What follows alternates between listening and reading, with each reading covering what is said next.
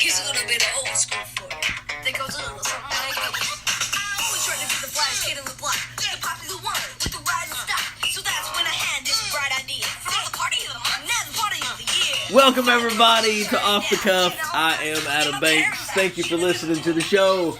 Coming at you live from the Belmont studio in Lexington, Kentucky. Amber is here with me. And Amber, do you remember this song? I do remember this song. I used to make up dance routines to this song on my front porch. Dance routines? I did, and I thought I was the baddest son bitch on Beaver Creek. This was Aaron Carter. And Aaron Carter, back when we were kids, he was the Justin Bieber of our era. He was, he's a brother of, Nick Carter. of Nick Carter, Backstreet Boy. So, Backstreet Boys hit the scene fully in like 98, formed I think in like 95, 96. Yeah. But Aaron Carter came out quickly after they did, and he released this whole album called Aaron's Party. Mm-hmm.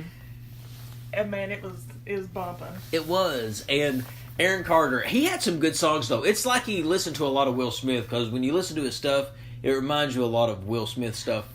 It does. He's telling a story, but he tells the story about how he played Shaq in basketball. And how he threw a party of the year because his parents weren't there. Yeah. And when he sung that song about the girl named Candy. Oh, no, that was a remake. Was it? Yes. But I figured it was, yeah. I figured that actually, I feel, sparked one of the biggest Hollywood love triangle feuds that still to this day, people still will argue about. The Hilary Duff and Lindsay Lohan. Yeah. Hilary Duff, Lindsay Lohan. Hilary Duff, Lindsay Lohan, and Aaron Carter were the people who were popular back when we were kids, growing up. When we were teenagers, they were the it kids. They were. They were. Like, that's who everybody loved, was those people. It wasn't like the Jenners or anybody like that. It was... They were just fun and clean, yeah. And they were teeny boppers. Yeah. I think that was like kind of like the last, big group of, just teens. Aside from Hillary, Lindsay Lohan and Aaron Carter went down very dark paths. I was watching The Doctors the other day. Do you ever watch that show, The Doctors? I do. I'm not afraid to admit it. Okay, it's a good show. Well, I was watching it, and Aaron Carter was on there, and I was like, man, he looks terrible. He looks really bad. His skin is sunk in. And I feel bad for him. I really do. But they were talking to him, and he said that he was worried that he had HIV. And the doctors asked him, a bunch of questions when he, admitted to that. And he said, do you have unprotected sex? And he said, yes. And then he admitted that he was bisexual. And I was like, say what? Aaron Carter is bisexual, Amber? I watched the same episode. Yes. That you're referring to. And, I follow him on social media because, again, I've loved him my whole life. So follow him on social media. And man, you still do follow him? Still to this day, right now, I can pull Aaron Carter up, Twitter, Insta. That's great. That's great. But, he looked like he was getting his life, on the up and up there for a minute. He just dropped a new album. It's actually pretty good. Mm-hmm. He's making tours, actually all around the country. Yeah. Which kind of surprised me a little bit because I didn't think he was, that popular. Well, he was worried that he had HIV, so he wanted tested. And they tested him on national TV, and they told him his results without him knowing his results on national TV. Yep. And his response was, he was stunned to hear that he didn't have it. And that's such a sad thing to live in, that people get stunned when they don't have HIV. Yeah. Yeah, it is. Yeah. When you hear that you don't have it and you are that, stunned that you hear that you don't, you need to slow down. So he's having unprotected sex with obviously men and women. He had a really cute girlfriend there for a while. And now he's taking it up the poop chute. He's now taking it up the poop chute. Yeah, and now he's taking it up the poop chute. So poor Aaron Carter. Yeah, poor Aaron Carter. Well, I'm very excited. This has been an interesting week for me. It's not been the best week. It's actually been a pretty daggone stressful week. But this news made me feel a lot better. I was on social media, and this popped up on my news feed. It said Tom Hanks is going to play Mr. Rogers. And I don't know if you ever watched Mr. Rogers' Neighborhood. I did. I don't know if you ever watched that, but I watched it every day. That was my Sesame Street. My sister always watched Sesame Street, and I always watched Mr. Rogers. My mom said that when I was a kid and Mr. Rogers would come on, you know how Mr. Rogers would walk into the house and he would change his coat and put on another coat? my mom told me that I had to change my coat. Oh, I had dang. to, when Mr. Rogers changed his shoes, I had to change my shoes. And then Mom said that when Mr. Rogers would leave and it was ready time for him to go, I would start crying because I miss Mr. Rogers. But, you know, I was watching... So, of course, when I heard that news and I saw that news, of course, I went to YouTube and searched the Mr. Rogers episode.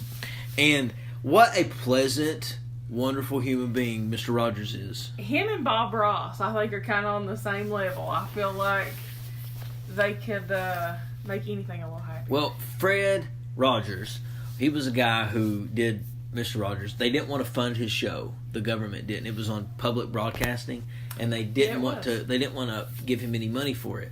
So he had to go in front of Congress to fight for money. And the congressman looked at him and said, "You got 5 minutes to convince me why I should give you money." And Mr. Rogers didn't. And 5 minutes after 5 minutes was over, the guy looked at him and said, "I have never been more moved in my entire life than I have just been." And so Mr. Rogers, he just is an inspiration. And he's so, you know, he just brought so much kindness. He just taught everybody that everybody's equal. You should love everybody. You are good enough, is Mr. Rogers' message. And he also made Papa sweaters cool. He did. I'm very happy about that. He did. I mean, Mr. Rogers really rocked the sweaters. I mean, what an awesome blessing it would be if Mr. Rogers was your papa. Did you know that his mother made all of the sweaters he wore? I heard that. That is amazing. Well, to say the least, I'm excited for this movie, Amber. I love Tom Hanks. I love Mr. Rogers. I think it'll be. We need to go together. We do. We need to go together to watch that. Like, I will be so like moved when I see like the old set and Trolley and the puppets. Oh man, Mr. Rogers. Speaking of movies together, do you remember the last movie we watched together in a theater? In a theater. I think it was The Strangers. The Strangers, and they are actually releasing The Strangers Part 2 later this month. Are you serious? Yes, they are. Later this month, February 2018.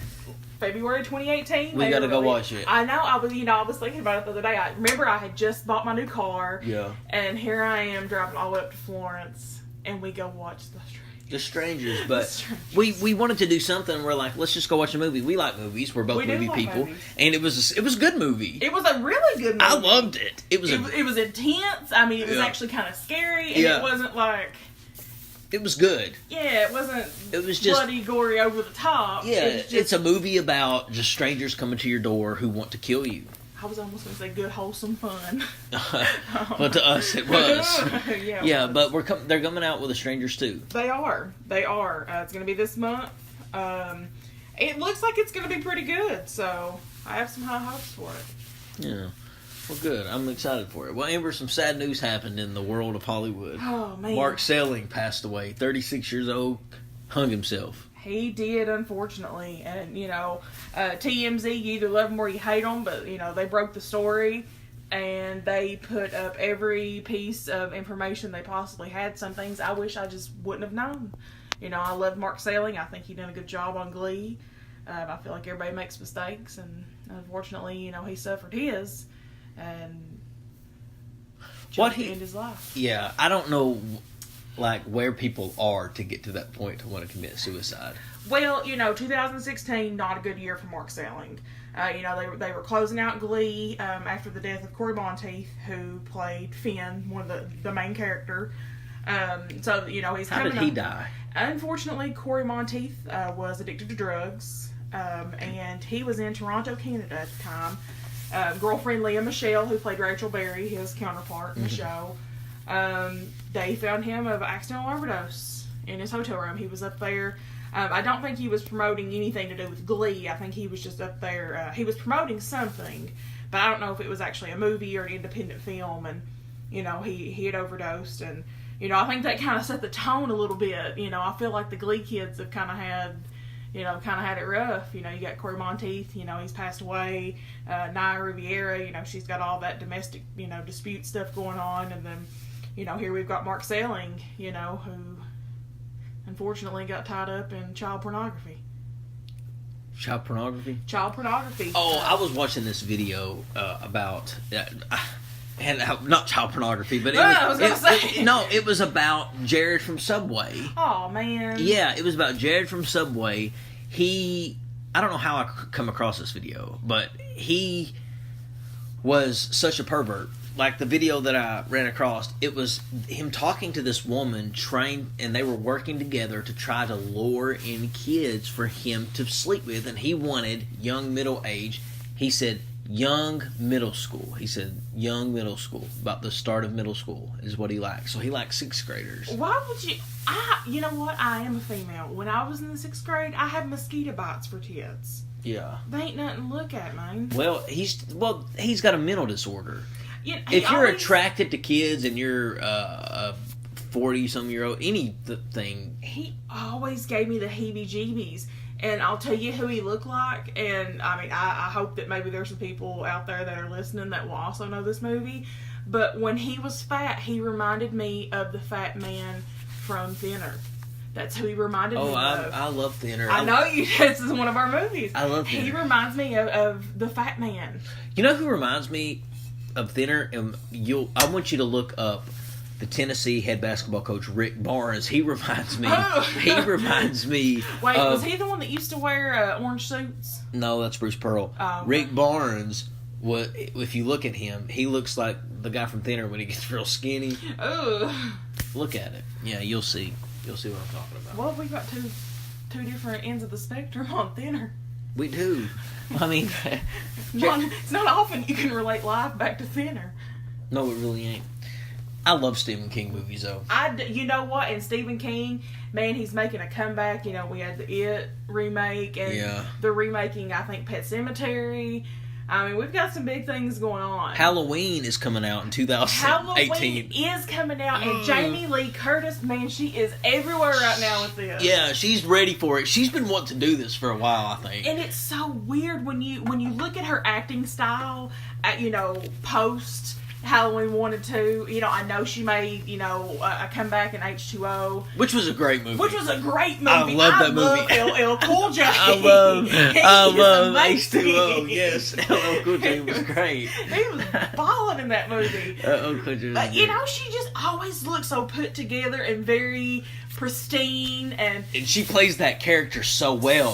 When she played Laurie Strode 20 years later in 1998, she had such poise and such confidence, but by God, by the end of that, she would whip your ass. She did. She chopped his head off. And then, this movie is Halloween 40 years later.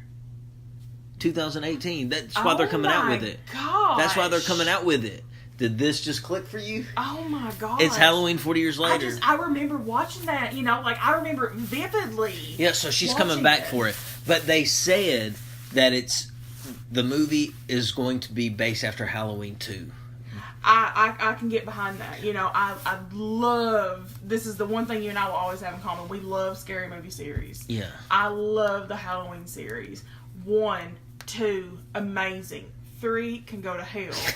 4, 5, awesome. 6 had a couple of good parts in it, but I mean, for the most part, meh. H2O, LL Cool J cannot get any cooler than that. They attempted to with Resurrection when they brought in friggin' Busta Rhymes. Busta Rhymes. And Tyra Banks. And the guy from Rookie of the Year. Oh, yes, he was in American Pie, so the whole time I'm thinking, Kevin. Ian Nicholson, Thomas Nicholson, whatever his name is. Ian Thomas Nicholson, that's his name. Ian Thomas Nicholson, yes. But that is great. Halloween. They had some great movies. I liked how they went Halloween 1, 2, like you said, and they went away from, they had 3, which was a totally different movie. 4 and 5 kind of continued it, but they forgot about those movies when they did H2O, acted like those movies didn't exist. Well, I don't think that they acted like they didn't exist. I just think that they did not want to intertwine Jamie Lee Curtis's character back with Danielle Harris's character. She played Jamie, who was insinuated to have been, Laurie Strode's daughter, and she actually even showed, has a picture of her. Yeah. I don't think they want to intertwine those two storylines because independently, Jamie Lee Curtis and Danielle Harris are the people you think about when you think about the Halloween series. Yeah. And of course, the Dr. Loomis. I can't think of his name. Oh right now. my gosh, yes, Donald Pleasant. Donald Pleasant. Donald Pleasant. He was the star of Halloween. He He really was. Now listen, if there was a star of the Halloween movies, aside from Michael Myers, Donald Pleasance was the star. That's true. He was in every one of them. He was in Halloween 1, 2, 3, like you said, could go to hell. He was in 4, 5, 6. He was in 6. And he died. And that's why he wasn't in H2O. But I loved H2O because they opened the movie with a voiceover of Dr. Loomis. They did. And unfortunately, the reason that Donald Pleasant did not reprise his role is he passed away in real life. I think very soon after 6 had completed. Yeah, that's why he wasn't in the movie, because he Oh, I thought you were saying because he died in that movie, because he actually died in the movie too. Did he die in 6? He died in 6 at the end. All you hear is just him screaming, and you don't see him. Did he die from Michael Myers? Yes. Did he? He did. I think they were maybe leaving it open for interpretation, because, They didn't know if they wanted to bring him back or not. Exactly, and I don't know if Mustafa Akkad, I think is his name. Yeah. He was, I think he was the producer in all of them, actually, even Shitty 3. I think, around that time he also passed away. He was, I think he was caught up in some bombings in his home country, and he fell victim to that. Wow. So I feel like it's had, a very dark curse to it, which it's the same with Poltergeist, man. It's the same with the Dark Knight, with all that. You remember all that with Heath Ledger, and then Morgan Freeman flipped his car and almost died. There was a crew member that died that worked there. I feel like Christian Bale beat his mom up or something like that. I love Christian Bale. I love Christian Bale. He's a great actor. Remember when he got real skinny for that one role? Did you ever see that movie? Fighter? No. He got really skinny, like 90 pounds. Ooh, what was that movie called? I don't know. You'll have to watch it. I know he is forevermore one of my favorite movies, which is American Psycho. It's a great movie. That is a great movie. Do you like Casey Affleck? I want to like Casey Affleck, but number one, I think that he actually is a misogynistic pig. I think I said that wrong, but and you know what? He just looks like a little weasel. Yeah. I just don't.